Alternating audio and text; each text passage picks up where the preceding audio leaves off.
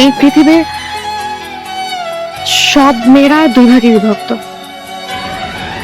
এক ভাগ যাদের বয়ফ্রেন্ড আছে, আরেক ভাগ যাদের বয়ফ্রেন্ড নেই। কিন্তু আজব ব্যাপার কি জানো,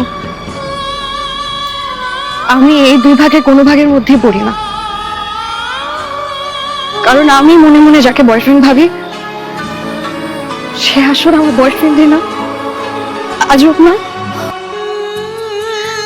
এত সহজে আমি আমার সারা জীবনের ভালোবাসাকে ভুলে যেয়ে